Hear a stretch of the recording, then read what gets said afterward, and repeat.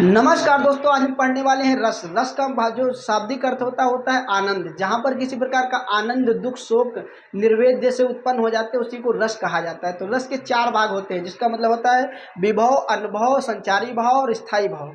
तो जो विभव होता है वो बताता है कि रस है या नहीं रस है, और जो अनुभव होता है वो अनुभव कराता है कि रस कैसे है। तो जैसे कि इसमें 8 भाग होते हैं: स्तंभ, स्वेद, रोमांच, स्वरभंग, कंप, वैवर्ण।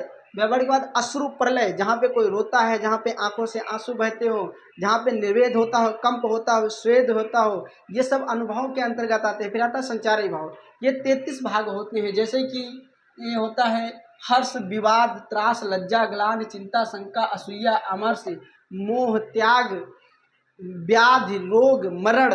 ये जितने भाव होते हैं ये सब संचारी भाव के अंतर्गत आते हैं। कुल 33 होते हैं। आपको हमारे सिलेबस में पढ़ने को मिल जाएगा, जो बड़ा सिलेबस है।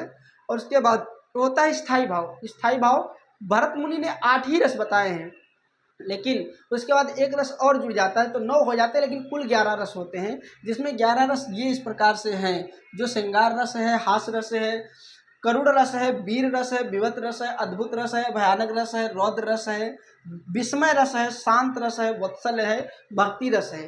तो ये कुल 11 रस हैं। और इन रसों के अंतर्गत आपको ये पढ़ने का मिलेगा, जहाँ पे रोने की भ्रांति की गई है वो हमारा करुण रस है, जहाँ पर हंसने की बात की गई वो हमारा हास्य रस है। इसी प्रकार से हर एक रस की अलग अलग परिभाषा होती है। तो अगर आपको पूरा पढ़ना है तो आप हमारे बड़े वीडियो में देख करके आप पूरा पढ़ सकते हैं। धन्यवाद। आज तक यही।